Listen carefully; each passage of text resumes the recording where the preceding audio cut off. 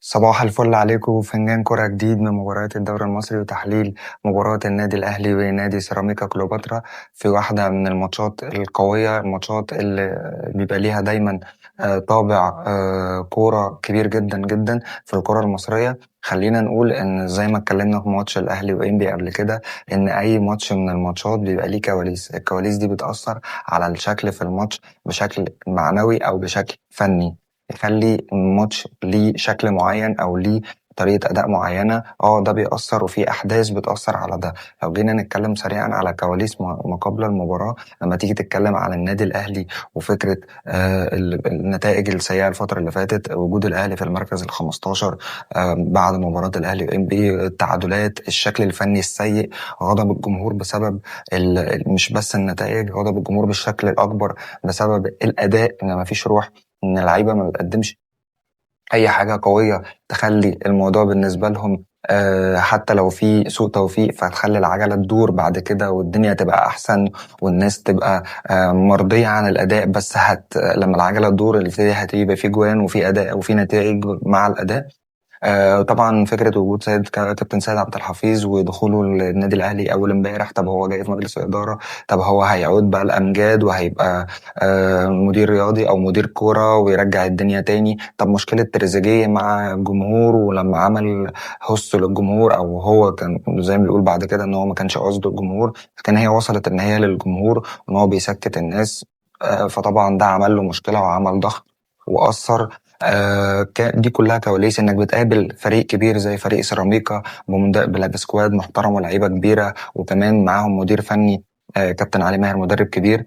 كل دي كواليس تأثر على شكل المباراة. لسه عدم تعاقدك مع مدرب أجنبي ذو شخصية كبيرة، لأن احنا اتكلمنا فيه إن الفريق محتاج مدرب ما يعرفش أسامي، ما يعرفش حد، هو ليه اللي في الملعب وليه الأداء وليه قوة الأداء. كل دي كواليس والناس كانت منتظرة شكل الاهلي هيبقى عامل ازاي في مباراه سيراميكا. لما تيجي النهارده ندخل على الماتش نفسه وعلى بدايه الماتش مع تشكيل النادي الاهلي، وتيجي تبص في حراسه المرمى محمد الشناوي، بنتكلم في باك يمين محمد هاني، بنتكلم في 2 سيرد باك ياسر ابراهيم واحمد رمضان بيكهام، في الباك الشمال كوكا، بتيجي تتكلم في نص الملعب مروان عطيه بن رمضان، في الوينج الشمال كان بن شرقي، الوينج اليمين طاهر، وكان محمد شريف. تمام. خلينا نتكلم على طبعا وكان معاهم تريزيجيه. لما نتكلم على التشكيل ورأيي انا الشخصي في التشكيل، انا بشوف ان التشكيل ده ما كانش افضل تشكيل ممكن النادي الاهلي يلعب بيه. طبعا بعيدا عن حته حراسه المرمى، احنا بنتكلم دايما ان موضوع حراسه المرمى ده بيبقى اختيار المدرب، ولكن انا مشكلتي الاساسيه غير المشكله الفنيه اللي موجوده مع الشناوي بقى لها فتره في فكره ادائه الفني، مشكله كمان لعبه بالكوره وتاثيره في خروج الفريق بالكوره. النهارده الكرة في العالم كله بقى الحارس ليه دور اساسي جدا في خروج الفريق بالكوره. الشناوي مش من احسن الحراس اللي هو، او مش حارس قوي في النقطه دي، في انه يطلع الفريق بالكوره، وكذا ضربه مرمى او كذا كوره ممكن يطلع الفريق بشكل سريع بالكوره، ما بيقدرش يعمل النقطه دي. فده اعتراضي على فكره مشاركته بشكل اساسي الى جانب الفني، ولكن ما كانش في تاثير امبارح كبير في حراسه المرمى للاهلي عشان اقول هو كان المفروض فلان يشارك او الشناوي يلعب او شوبير يلعب، لان يعتبر ما فيش اصلا هجمات كتيره جت على النادي الاهلي امبارح. لما تيجي تتكلم في الاربعه اللي في الدفاع، تمام، رجوع ياسر ابراهيم دي قوه كبيره جدا، قوه فنيه وقوه معنويه. ده انا واحد بصنفه من القاده للفريق، واحد بيلعب بروح، بيلعب بقلب، بيموت نفسه في الملعب، لان الكره مش بس فنيات. ممكن يكون ياسر في فنياته مش اقوى الفنيات على مستوى المدافعين في مصر او في تاريخ الكره في مصر، بس هو من اكتر اللعيبه الملتزمه، من اكتر اللعيبه اللي عارف دوره ايه، من اكتر اللعيبه اللي بيلعب بروحه وبقلب، وهي كره عايزه روح وقلب ورجوله في الملعب، في حاجات بتعوض الفروقات الفنيه. لما تيجي تتكلم عن وجود هاني كاساسي بيأدي بشكل جيد الفتره الاخيره، احمد رمضان بيكهام وجوده بشكل اساسي تمام، مفيش مشكله. بس انا برضو بسأل ليه مصطفى العش ما كانش يلعب اساسي في تشكيله زي دي، خصوصا انه بيلعب برجله الشمال. وجود كوكا اللي للاسف انا مش هقول انه مظلوم، لان انت لما بتبقى موجود في مركز في الكوره لازم تلعب السهل، لازم تلعب اللي انت عارفه، خصوصا لو ده مش مركزك، عشان خاطر تعرف تأدي بشكل كبير جدا. كوكا كان الموضوع بالنسبة له إن هو في الباك الشمال للأسف هو سيء للغاية، وابتدى يخسر رصيده اللي اتبنى الفترة اللي فاتت إن هو لعيب صغير في السن، أو هو لعيب كويس في المركز 6 في النادي الأهلي، وشارك على فترات لما كان بيشارك كان بيقدم مستويات متميزة. الفكرة وجوده في الباك الشمال دي فكرة للأسف سيئة جدا في التشكيل. انت كنت تقدر تشارك مصطفى العش في الباك الشمال وخليه تلتزم دفاعيا وتدي حرية للناس بتوع نص الملعب، وتدي حرية للوينج ان هو ما يرجعش، لان هيبقى او تغير طريقة الاداء، لان كوكا ما بيقدم لكش شكل دفاعي كويس ولا شكل هجومي كويس. لما تيجي تتكلم في نص الملعب، وجود مروان عطية ووجود رمضان يعني ما فيش اختلاف عليهم قوي. لما تيجي تتكلم على يعني مفيش اختلاف على وجود الاثنين. طبعا انت قعدت ديانج على الدكه، هل لاخطاء الماتش اللي فات، هل ان هم اجهز؟ لكن انت قعدت ديانج على الدكه، تمام مفيش مشكله. هنتكلم عن شكل اللعيبه فنيا في الملعب. لما تيجي تتكلم عن وجود بن شرقي، واخيرا لقد هرمنا من اجل هذه اللحظه لعيب كبير زي بن شرقي لازم يحس انه ليه دور مع الفريق، مش دور انه قاعد دكه وبينزل، لا، ان انا ابقى اساسي وان انا ليا دور وان انا مؤثر ومن البدايه وهاخد مكاني وهاخد مركزي وهأدي بشكل قوي جدا. وجود طاهر، محمد طاهر في التشكيل، يعني أنا بشوف إن طاهر ما بيقدمش إضافة. طاهر هو 5 ماتشات أو 5 6 ماتشات بيبقوا في نهاية الموسم بيحافظ على وجوده بيهم في النادي الأهلي، ده لا أكتر ولا أقل، ما بيقدمش أكتر من كده. ما عملش الطفرة اللي أنا تخليني أقول ده لاعب في النادي الأهلي يستاهل تيشيرت النادي الأهلي، يستاهل يلعب في أعظم وأكبر فريق في أفريقيا. انا دايما مقتنع انك لما تيجي تحلل معايا اداء لعيب تقارنه بقيمه المكان اللي هو موجود فيه. انا النهارده قيمه المكان اللي موجود فيه، هو اللعيب ده شبه القيمه اللي هو موجود فيها؟ لا مش شبهها، يبقى اذا انا مش شايفه ان هو يستاهل التواجد في النادي الاهلي مع كامل الاحترام ليه. ولكن هي الفكره بالنسبه لي ان هو ما بيقدمش حاجه جديده.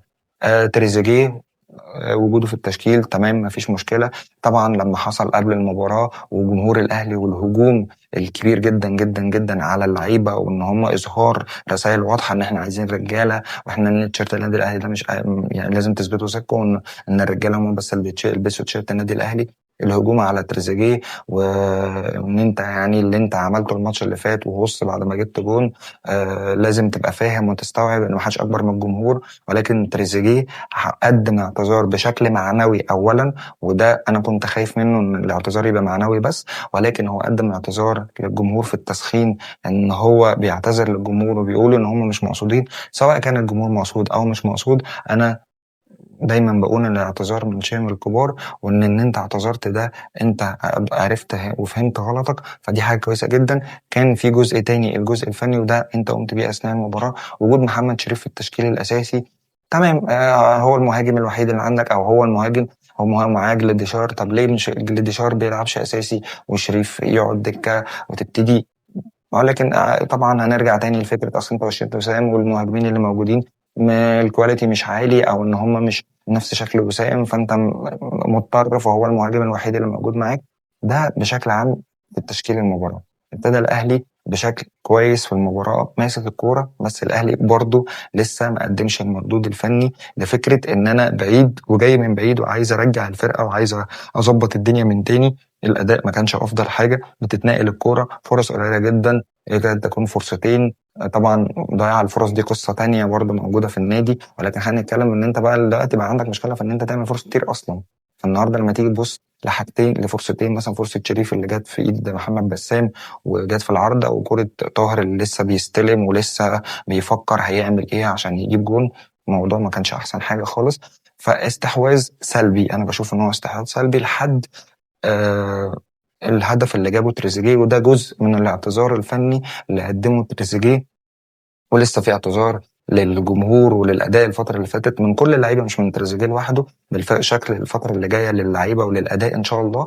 فلما تريزيجيه جاب الجون بشكل حلو جدا، وهو طلع بالكوره ورقص وعمل 1 2 وجاب الجون بشكل كويس جدا، هو ده تريزيجيه، هو ده الناس عايزاه. قدم شوط، كان افضل لعيب في الشوط الاول هو وبن شرقي. اللي بن شرقي اللعيب اللي دايما ان انت تشوف الكوره في رجله سهله ممتعه، عنده الامكانيات، انت محتاج تحسسه ان هو لعيب كبير، هو لعيب كبير وحاسس بنفسه، فانت تديله قيمته وتخليه يلعب وتخليه يشارك وتصبر عليه ورقص دي وفشل في ترقيص دي، ضيع الفرصه دي. لازم اللعيب الكبير ليه معامله معينه تخليه يوصل لاعلى توب فورم ليه. خلينا نتكلم على تريزيجيه، وان هو قدم شوط اول متميز، عمل كل حاجه، كان مصدر خطوره كبيره جدا جدا جدا في في الشوط الاول، وكان قلب الانتقاد اللي حصل فيه، وده اللعيب الكبير، قلب الانتقاد اللي حصل فيه من سلبيه وضعف اداء لان هو يرجع نفسه بشكل قوي جدا جدا جدا. بعد كده برضو ابتدت الماتش الشوط الاول يكمل بشكل نفس الفكره، سيطره الاهلي. مفيش حاجه قويه بتقدمها سيراميكا، هما بيحاولوا يدافعوا، ما بيطلعوا على الهجمه المرتده. من اكتر الحاجات السيئه اللي موجوده في الاهلي الفتره الاخيره هي فكره سهوله الوصول لمرمى الاهلي، انت سهل جدا جدا توصل لمرمى الاهلي، وده بيرجع له ايه؟ ده بيرجع له وسط الملعب الدفاعي. يمكن انا بشوف ان مروان عطيه طبعا رجوعه بالسلامه، الحمد لله على السلامه من الاصابه ومشاركته، وان هو عبال ما يستعيد فورمته. بس انت عايز تستعيد فورمتك لازم تلعب السهل، لازم تسلم الكرة في الرجل، لازم تلعب على قد امكانياتك. مروان عطية للاسف هو قاطع للكرات جامد جدا، قوي جدا، بيقدم افضل حاجه في قطع الكرات وتوقع الكره، مسار الكره ويقطع الكره، بس في مشكله في خروج الكره من رجله، في بطء، في تعطيل للهجمه مع الاهلي مع مروان عطيه. ان الكره مجرد ما تيجي في رجله لازم ناخد شويه عدد ثواني، عدد الثواني ده ممكن يغير مكان لعيب، ممكن يخلي المدافع يرجع. انت لازم تاخد القرار سريع وبشكل انت في ثقه، مش ما تبقاش تستلم الكوره وانت خايف انا مش عايز اباصيها بالشكل الفلاني عشان هتتقطع، لا، ما هي بتتقطع. وده اللي بيحصل، وده اللي بيأثر على اداء الاهلي في نص الملعب. خلينا نتكلم في جزئيه مهمه جدا جدا في الشوط الاول، ان ابتدت سيراميكا في اخر الشوط تستحوذ وتعمل خطوره على النادي الاهلي في اخر الشوط الاول. وفي لعيبه برضو كان الشوط الاول عليهم علامات استفهام في ادائهم، استمرار لسوء اداء بالرمضان من بعد كاس العالم، ما عملش ولا ماتش كويس، ولا ماتش كويس بنسبه حتى ياخد فيها 1/10. تمام. سوء اداء طاهر. توقعات ما بين الشوطين ان انت هتعمل تغييرات، هتعمل تغييرات، وخصوصا الاثنين مع تغيير كوكا طبعا، يعني الثلاثه كانوا بيقدموا اسوأ اداء في الشوط الاول، ولكن برضو انت ما عملتش تغييرات بدري. خلينا نروح للشوط الثاني، بس قبل ما نروح للشوط الثاني انا برضو عايز اتكلم في نقطه مهمه جدا تخص النادي الاهلي. هي نقطه ايه؟ ان دايما الاهلي في الماتشات وخصوصا ماتشات الدوري المصري كان هو بيبقى الفعل ورد الفعل. يعني ايه الفعل ورد الفعل؟ يعني الاهلي بيروح يجيب جول، تمام، بيعاديها، بيعمل خطوره، بيعمل هجمات كتير، بيعمل فرص، بيعمل شوطات على الجون، بيروح يجيب جون تاني وتالت ورابع، وده برده مش موجود الفتره الاخيره. هل ده راجع لانعدام الثقه ان انا بجيب جون وخايف يدخل فيا جون فببتدي اخلي الكره في رجلي شويه واحافظ على وجودها عشان اضيع اهلك وقت، او ان انا خايف ان انا يترد فيا الجون فالموضوع بالنسبه لي فيه انعدام ثقه؟ ولكن احنا محتاجين نرجع لطبيعه النادي الاهلي، وهي فكره ان انا الفعل وانا رد الفعل، انا اللي بجيب الجون وانا اللي باخد الكرة تاني عشان اجيب جون تاني وتالت ورابع وامن مكسبي واحافظ على فرقتي واحافظ على يعني تصدري في اوقات كتير من المواسم اللي فاتت كان بيحصل بالشكل ده. خلص الشوط الاول، جينا نبتدي الشوط التاني بنفس التشكيل بنفس طريقة اللعب. ابتدت فريق سيراميكا يتحرر شوية من فكرة ان هو ما كانش بيهاجم النادي الاهلي بشكل كويس، كان قلقان من ردة فعل الاهلي عن الماتش اللي فاتت، ابتدى يعمل تغييرات، ابتدى الموضوع يبقى شكله احسن لسيراميكا. ابتدى طبعا في لعيبه مستواها صفر في الاهلي ما بيتغيروش، فده اظهر سيراميكا اكتر.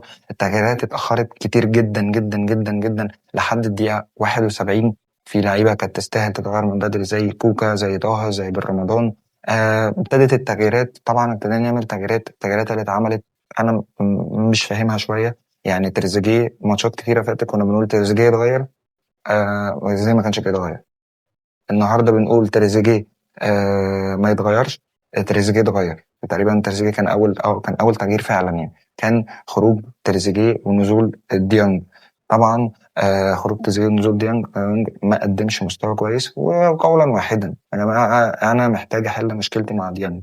ديانج انت هتقدم اداء، انت عايز تبقى موجود في النادي، احل قصته واقفل الموضوع معاه عشان يقدم لي شكل قوي. انت مش موجود، مع الف سلامه، انا النادي الاهلي ما عنديش اي مشكله، هجيب غيرك وهعمل غيرك تاني مليون لعيب، انا ما عنديش مشكله عشان نعرف نحكم على اللعيب ده ونعرف ننتقد اللعيب ده ونعرف نقول للعيب ده انت تستاهل تواجد في النادي او لا. الكلام ده ديانج واضح انه مش مركز تماما تماما. تمام. وده اول تغيير. خروج طبعا الشحات، سوري، نزول الشحات وخروج محمد شريف. طبعا خروج محمد شريف ما بيقدمش حاجه، في جزء عليه ان هو مش فايتر على الكوره، مش بيقرص على نفسه، مش بيضغط، مش بيحاول يخلق فرص زي محمد شريف في فترات قبل كده. وجزء تاني ان الفريق لما بتبقى فرقه بتبقى واقعه ده بيأثر على المهاجم اللي معاك، انك ما بتوصلوش فرص كتير. وطبعا التغييره اللي اتعملت ان الشحات ينزل ويخرج محمد شريف عشان تقريبا هم بيتابعوا الجمهور، فبيقول لك الجمهور هو كل ماتش محمد شريف يخرج وينزل جلاديشار، هو جلاديشار يخرج وينزل محمد شريف. فحبينا نعمل تمويه، يعني كابتن عماد النحاس حب يعمل تمويه، وراح مطلع محمد شريف ونزل حسين الشحات. فالناس ابتدت تسأل هو حسين الشحات هيلعب فين؟ يعني هيلعب ايه؟ حسين الشحات ابتدى يلعب في الوينج اليمين، وراء طاهر اللي هو اداؤه سيء اصلا طول الماتش راح تلعبه مهاجم اللي هو اصلا اوريدي مش مركزه. فطبعا ده ما قدمش اي حاجه في اي حاجه، وخلى شكل الفريق مش احسن حاجه برضه. وحسين الشحات كان بيحاول يظهر نفسه ويرجع نفسه ويرجع مجهوده ويرجع قدراته اللي الناس كلها عارفاها عنه. ونتمنى الفتره الجايه ان حسين الشحات يفوق ويرجع لمستواه ويرجع ياخد الثقه تاني من الجهاز الفني، وان هو لعيب مؤثر وليه تاريخ وليه تأثير في الملعب لما بيبقى فايق. وده كان افضل تغيير تقريبا، تغيير نزول حسين الشحات. اما بالنسبه طبعا شويه طاهر ما عملش حاجه، راح طاهر متغير وراح طالع معاه بن شرقي، ونزل عمر كمال اللي ما قدمش اي حاجه برده، ونزل جليداشار اللي برده ما قدمش اي حاجه. وانا عندي هنا مشكله مع جليداشار، انت محسوب عليا لعيب ولعيب محترف وبتاخد فلوس بالدولار، فانت النهارده بالنسبه لي يا تكون لعيب جامد جدا يا تمشي. انا شايف ان جلاديشار ما بيقدمش. سيبك بقى من ان هو بينزل ياخد الكرة ويروح بيها فين مش عارف منين، انا مش عايز كده، عايز فيرود يخلص لي. ان هو جاله فرصه امبارح كانت تنهي المباراه وشكرا، والجمهور يبقى قاعد مرتاح. الماتش كان فضل متكهرب بسبب ان النتيجه 1-0. طب انت ليه مش مركز؟ ليه ما بتقدمش اداء قوي؟ ودي مشكله معايا مع جلاديشار. والماتش فضل الوقت يعدي يعدي يعدي، ما كانش الدنيا احسن حاجه. كانت فرصه خطيره لفريق سيراميكا، وبرده كانت المشكله في مروان عطيه ان هو السرحان، ان الكورنر اتلعب، ولما اتلعبت الكره بالدماغ المفروض ان مروان عطيه لما مجرد ان الكره ما اتلعبت على يعتبر على شبه قبل خط منطقه الجزاء او بعد خط منطقه الجزاء بحاجه بسيطه، لقينا ان اسمه ايه ان مروان عطيه واقف ومغطي وسرحان ومغطي التسلل، وكريم نيدفيد لعب الكوره. والناس اللي بتقول اصل كريم نيدفيد بيضيع الكوره عشان النادي الاهلي، انت لو بتتفرج على كريم نيدفيد وهو بيلعب في الاهلي، هو اصلا كريم نيدفيد هو ده كريم نيدفيد، وهو ده اداؤه وهو ده مستواه، وهو ما بيقدمش اي حاجه مختلفه يعني. فانت لو انت شايف ان هو بيضيعها عشان هو كان بيلعب في الاهلي او هو اكس اهلي، لا، ما فيش الكلام ده يعني. انا بقول لك لو رجعت الماتشات كريم نيدفيد مع الاهلي هتعرف ان ده هو ده كريم نيدفيد، هو ده اداؤه يعني. افضل لاعب في مباراه سيراميكا من فريق سيراميكا في الماتش الاهلي وسيراميكا بصراحه كان عمرو السوليه. لاعب كبير جدا جدا جدا، خبرات عاليه، مجهود جبار، احترام لمكان اللي هو شغال فيه، قدم اقوى اداء اقوى مستوى. من احسن اللعيبه اللي موجوده في الماتش كانت عمرو السوليه، لاعب كبير. انا واحد من الناس اللي زعلانه وما زلت مقتنع ان احنا كنادي الاهلي خسرنا كابتن وخسرنا لعيب كبير في وسط ملعب النادي الاهلي، ولكن احترام القرارات ده واجب، والدعم مستمر. ولكن خلينا نقول ان دي مباراة كانت صعبة فيها جزء من استعادة الثقة، تبني على الماتش ده. في عيوب كتيرة في الملعب، في اخطاء، في لعيبة محتاجة نتكلم معاها كتير، في حاجات محتاج تشتغل عليها. انت عندك ماتشات مهمة الفترة اللي جاية، ماتش حرس الحدود ده ماتش مهم جدا يدخلك في الصورة أكتر وأكتر، يرجعك لمستواك، عشان عندك مباراة القمة مع المتصدر مع نادي الزمالك، نادي الكبير، نادي اللي عنده الشعبية والجماهيرية، اللي عنده فريق كويس جدا، اللي عندهم روح عالية، اللي الفريق قوي. انت محتاج تبقى داخل ماتش الزمالك وانت واقف على رجلك عشان خاطر. وللماتش الزمالك ظروف تانية ووضع تاني، مفيش حاجة اسمها أصل هو أجمد، أصل أنا أجمد، أصل هو الفترة دي أحسن. عمر ما ماتشات الأهلي والزمالك كانت ليها مقاييس. المقاييس في الكورة هي الملعب والتسعين دقيقة والأداء في الملعب. شكرا لحضراتكم، مبسوط إن أنا كنت معاكم النهاردة. أتمنى إن شاء الله نتقابل في أقرب وقت في فنجان كورة جديد، والسلام عليكم ورحمة الله.